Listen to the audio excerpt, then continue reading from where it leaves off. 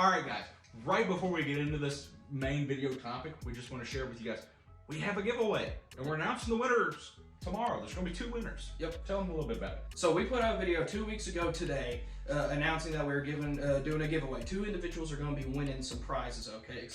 Specifically, a couple of boxes where we just give you all some stuff, okay? Absolutely. So go to that video, like, comment, make sure you're subscribed, okay? That's how we know you've entered when you comment down below. Share it with a friend. More people that enter, you know, it's better chances, you know, for anyone to get something. So do that, and tomorrow night, Friday the something, we will be announcing the 2 winners. Okay, we will put out a video then with a link to our Instagram. DM us on Instagram, okay, with your shipping information, and we'll get it out to you. All right. Absolutely. And you have until we draw those names tomorrow, so get in as soon as you can. All you have to do, like we said, subscribe, comment on that video, like it, and just let us know you're glad to be part of the channel, basically. Yeah. But now to the actual video. Coming to you live from a rainstorm. Indeed. This is 7 Deadly Fins. And today, we're going to talk a little bit of bass theory with you. Yep, springtime bass theory. So you guys know we've done a couple videos like, does color matter? Does scent matter?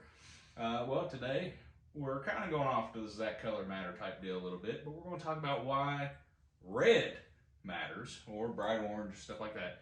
Why it particularly matters in the pre-spawn. Okay, as you can see on this chatterbait here, bright red, bright orange, just that fire craw color. But there's a couple different theories on this. None of them are definitive. Right, yeah, I mean, that's the thing is with so much of bass fishing, there's not like an actual ton of scientific research done. No, a lot of it comes down to just personal experience from a lot of the pros, what they've learned over the years. You know, with Berkeley, occasionally you get fish biologists actually doing studies on stuff like this, but in this particular arena of color, specifically red in the spring, our research has not given any really definitive reasoning why. Yeah, exactly. Most of this stuff is hearsay or first-hand accounts, stuff like that. But we just want to talk about like the 2 major schools of thought on why red does particularly well in this pre-spawn time period. Yeah. So for you guys who were kind of questioning pre-spawn, what we mean by that? Well, that's the time before the bass actually get on their beds and spawn. If you need a biology lesson, go watch that. But pre-spawn starts around that mid 50 degree water temperature range, goes up, can vary up to even 65 degrees. Yep. But once that gets to mid 50s, bass are like, all right, it's time to come out of our winter habits, or just being lethargic, sitting around, conserving energy. Let's get a little bit more active. Let's feed up for that spawn.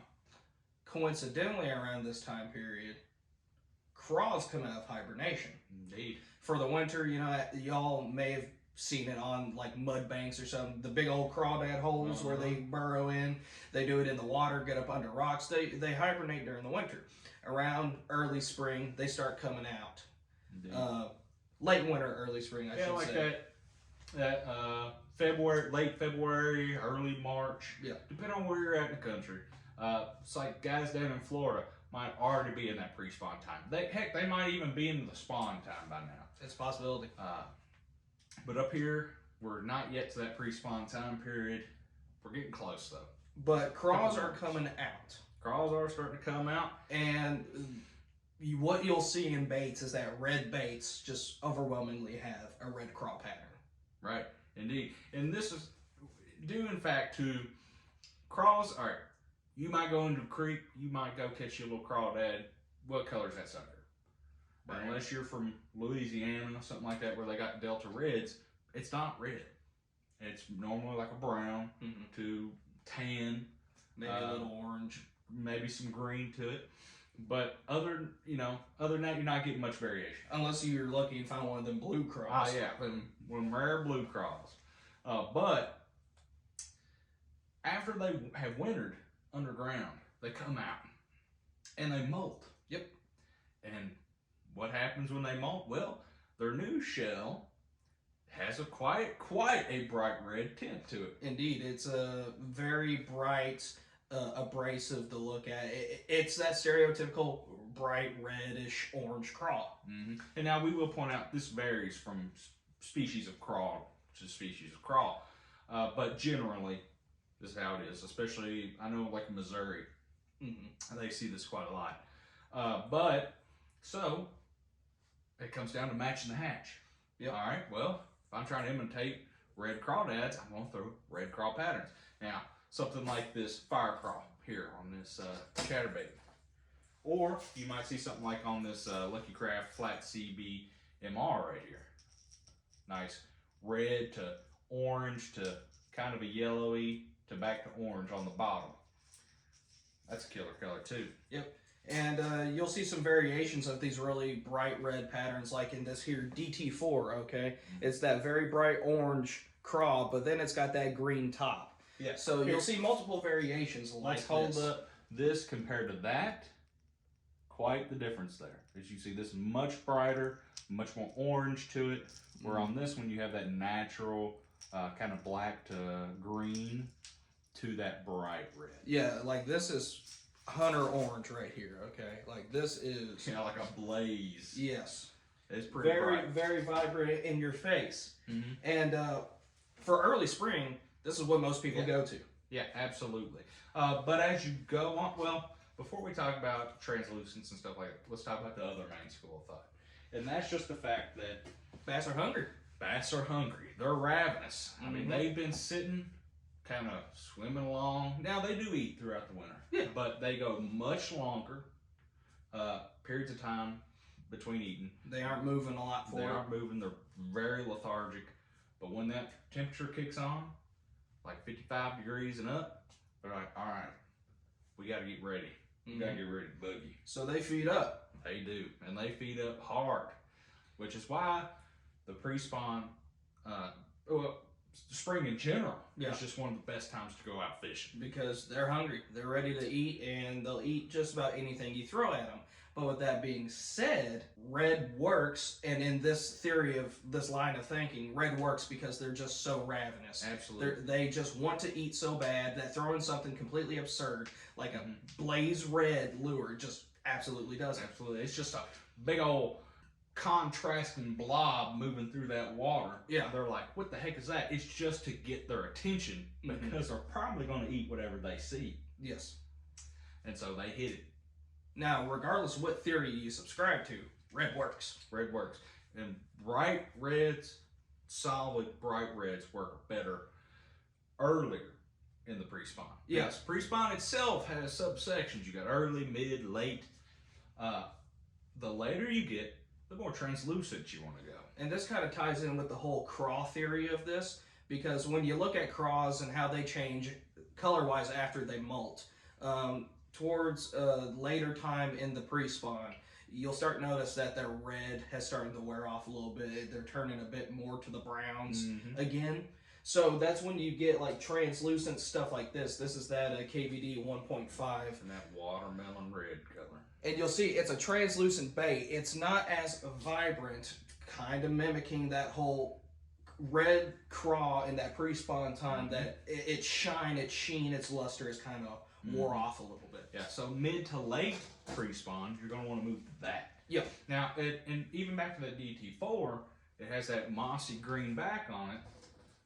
You know, that would be, I mean, that works really well in the early pre-spawn, but in the mid pre-spawn, that'll be good too, because it still has that more natural upper half. Indeed. And again, all this can be subject to water clarity, because, you know, if you're fishing clear water, even though it's early in the spawn or pre-spawn, you may not be getting them on super opaque stuff. You may want to throw translucent just due to the fact of water clarity. But here's where weather helps you out quite a bit, because springtime is known for its rains. Yep.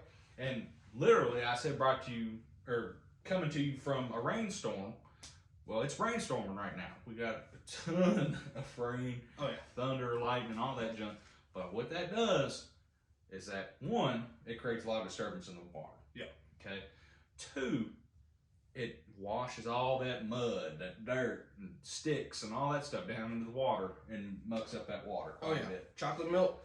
So, when you're throwing you a chatterbait or whatever, throwing that fire craw color, making that noise, really obnoxious, throwing that really obnoxious color, well, that's going to tick that bass off quite a bit. Oh, yeah. It's going to make him angry.